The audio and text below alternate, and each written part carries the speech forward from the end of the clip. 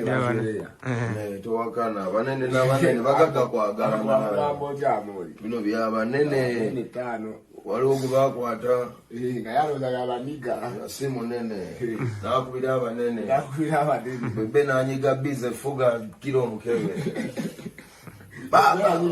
yanyiga bize ate ngaaline boss ladies wena balimbi abanene remote etambula Netflix ngabaki naye bageto yoti mwewala emisango emiki bajja kusuza ku buliri obutono ng'ekitanda kyo kiki mabega w'emitayimbo emiki nga kalifagana gaye mukwano gw'ekkomo ki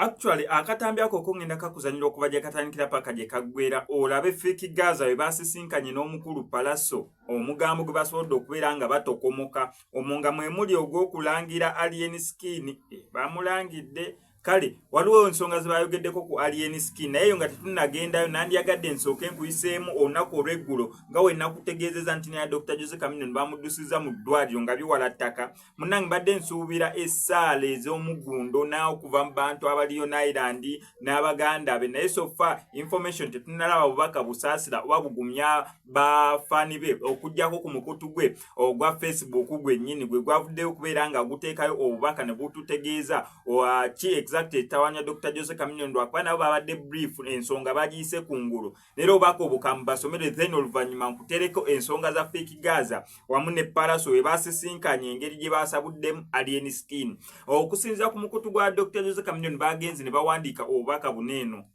obaka mbuli mu Luzungu atamanyi Luzungu ngenda gezaako nga wensobola okubeera nga mbukuddiza mu Luganda kye n'abasobodde bawandiise bagamba to all the Leon Island Music Empire fans and well wishers we understand that the news of Dr. Jose Chameleone hospitalization may have caused concern and worry. We want to assure you that Chameleone is receiving the best medication care and the attention and we are optimistic about his recovery. Bawanise bagamba ne okusinza ku mawulire agavuddeyo mu Leon Island agakwasaganya ku Dr. Jose Chameleone nti mulwadde era we batu bamuddusiza mu ddwaliro bakiteegera bulungi nnyo nti nera muli concerned era mweraliikiridde naye Dr. Jose Chameleone bamututte mu ddwaliro era receiving obujjanjabi obw'enjawulo basuubira nti nera bagenda bbeera nga atereera wano wansi ne bagamba we appreciate the outpouring of love.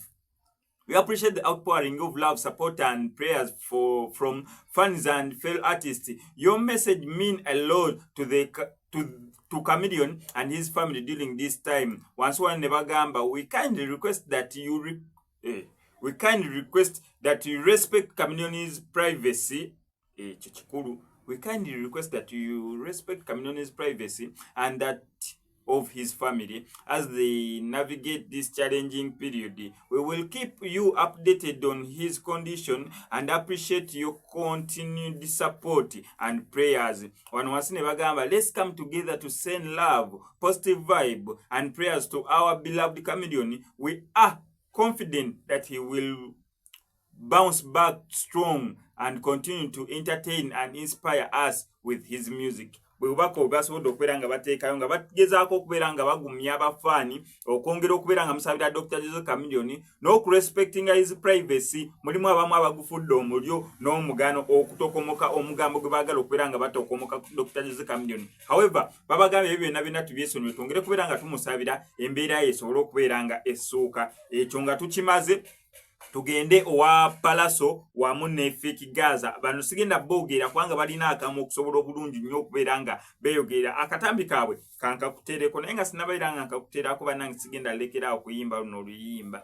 nsaba busabi n'obwowembeefu obw'ekitalo bambi tukwasize wamu tulabe nga tusobola okutaasa obulamu bwa mwana muwala ono amanyikiddanga Babirye Sumaya myaka 12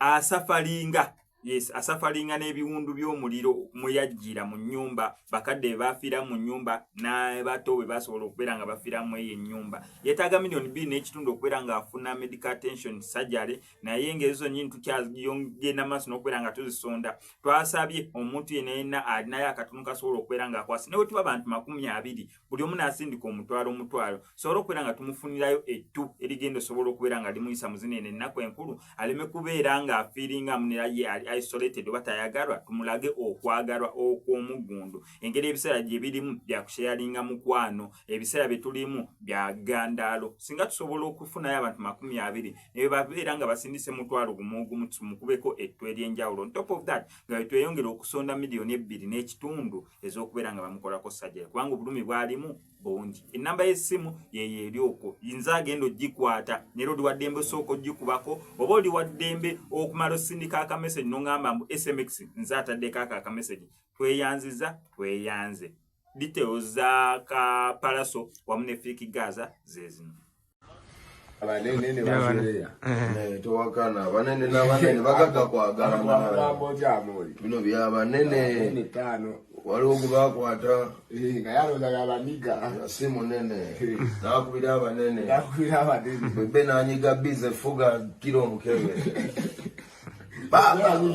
yanyiga bize ati ngaaline boss ladies wena balimbi abanene remote etambula Netflix nga baki naye bageto yoti mwewala emisango emiki bajja kusuza ku buliri obutono ng'ekitanda kyo kiki mabega w'emitayimbwa emiki nga kalifagana gaye mukwano gweko omuki naye akoze banankwata gena kubirago omunene ate okitegedde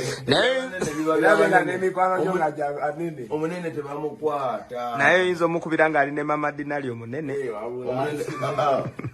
amateeka g'emisango omunene bwe baba bamukwata bamukubira essimu neyereeta lwasobola okukolaki okutuuka kati bwamala okutuuka omunene tasitama omunene bamuterawo akatebe olaba era mbabuuza oyo asikaali abeerawo yatwala abantu eruzira mitwalo gyeki nga bring me a chair oli akuyingiza container obawo container eyoyeza oyo naye omugamba nze situla mu container waliwo ebyabanene kati waliwo ebintu ebitampisa bulungi nga ndaba omuntu we nga tayisibwanga ki ng'omunene kakati naye ebyabagenero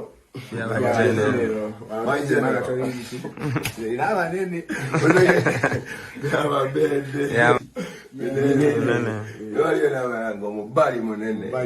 So my good Lord, please, Merry Christmas and a Happy New Year.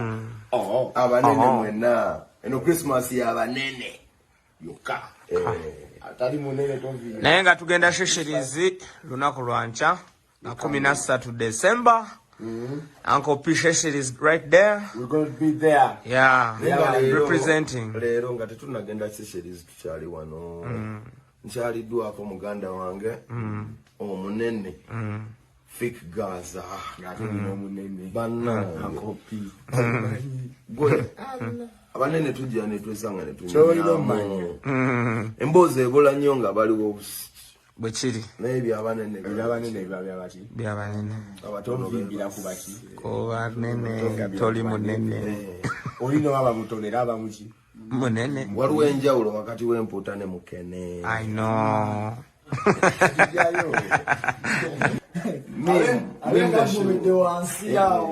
Twamulabye ayagala kudduka mu miguu wa Shakibu naye ayagala kutukirayo. Sajja babantu gwe Shakibu tulina n'amannyo g'abantu ku ngalo. Ayagala kutuka tane. Lino linnyo ppya likyali fresh.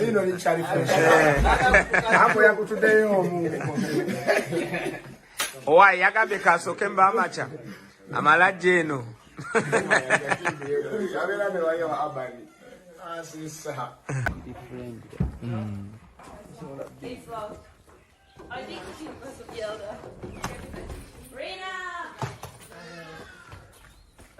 Rena, your friends are back again. She's sleeping. I think she's sleeping. Man, preparing stuff.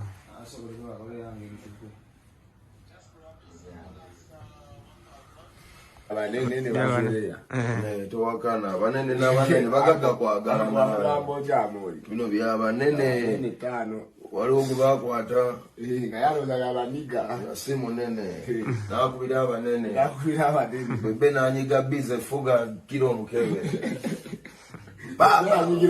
yanyiga bize ati ng'aline boss ladies wena balimbi abanene remote etambula Netflix nga baki naye bageto yoti mwewala emisango emiki bajja kusuza ku buliri obutono ng'ekitanda kyo kiki amabega w'emitayimbwa emiki nga kalifagana gaye mukwano gw'ekkomo ki naye akoze banankwata gena kubirago omunene ate okitegedde n'emikwano gyo nga anene omunene tebamukwata naye oyinza omukubira ng'alina mama dinali omunene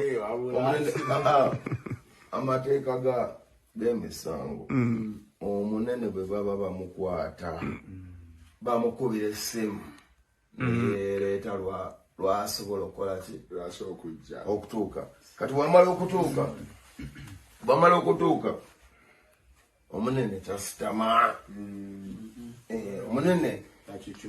omunene bamuterawo akatebe